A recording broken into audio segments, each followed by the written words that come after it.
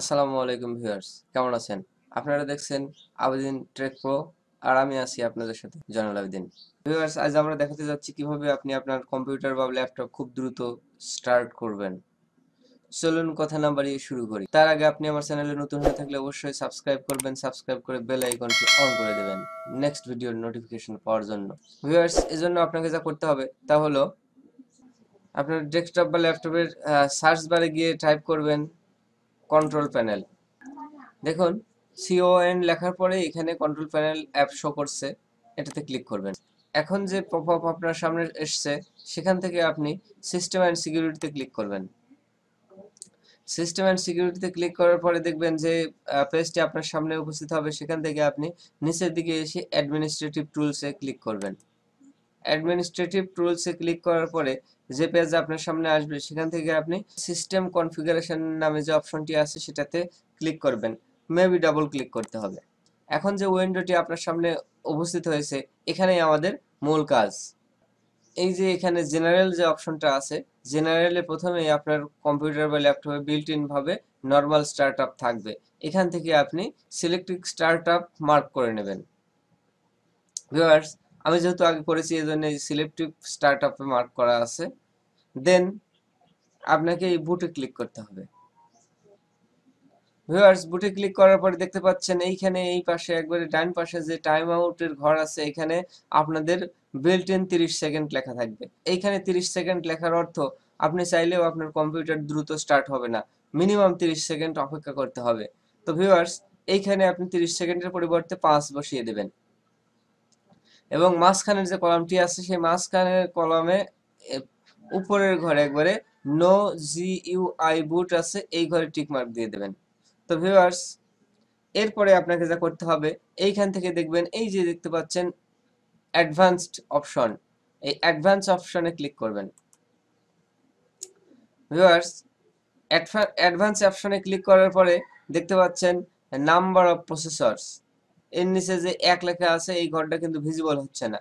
এই number of processors এর ঘরে যদি আপনি টিক মার্ক দেন তবে এখানে ভিজিবল হবে।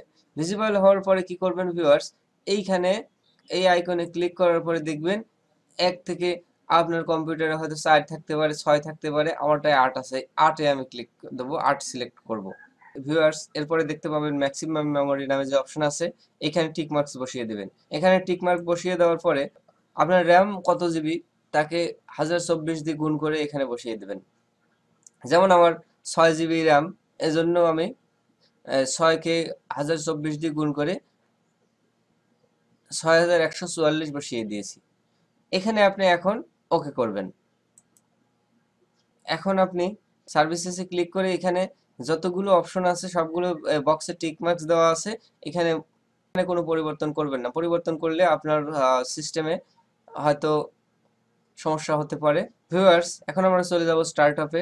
স্টার্টআপে ক্লিক করার পরে দেখতে পাবেন এইখানে শ্যাডো মতো লেখা আছে ওপেন টাস্ক ম্যানেজার।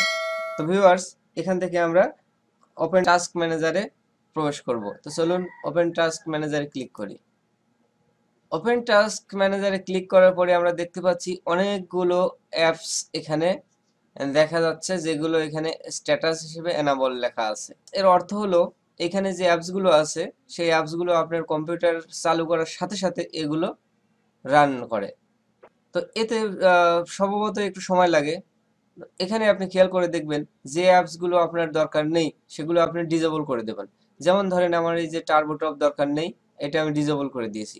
ডিসেবল কি করে করবেন, যে কোনো অ্যাপসের উপর কার্সার নিয়ে লেফট ক্লিক করবেন, দেখবেন সিলেক্ট হয়ে গেছে। এখন নিচে দেখেন এই যে যদি ডিসেবল থাকে তাহলে এনাবল ভিজিবল হয়েছে, আর যদি এনাবল থাকে তাহলে দেখবেন ডিসেবল ভিজিবল হয়েছে, এটাতে ক্লিক করবেন। এখান থেকে কিছু অ্যাপস আপনি ডিসেবল করে দিবেন, এতে আপনার কম্পিউটারের গতি বাড়বে। আমরা অ্যাপ্লাই করে ওকে করব। আপনার কাজ মোটামুটি এখানেই শেষ। এখন আপনার কম্পিউটার বা ল্যাপটপকে রিস্টার্ট দেবেন। এখানে যে মেসেজটি শো করছে সেটা হচ্ছে you may need to restart your computer to apply those changes before restarting, save any open files and close all programs. অর্থাৎ ভিউয়ার্স, এখানে রিস্টার্ট দিতে হবে। রিস্টার্ট দিলে আপনার এই চেঞ্জগুলো অ্যাপ্লাই হবে। তো রিস্টার্ট দেওয়ার পরে আপনি দেখবেন কত দ্রুত আপনার কম্পিউটার স্টার্ট হচ্ছে, আপনার এক্সপেরিয়েন্সই পাল্টে যাবে।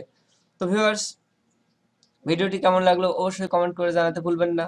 আর সাবস্ক্রাইব তো মাস্ট, সাবস্ক্রাইব করে বেল আইকনটি অন করে দিবেন। Thank you, tata.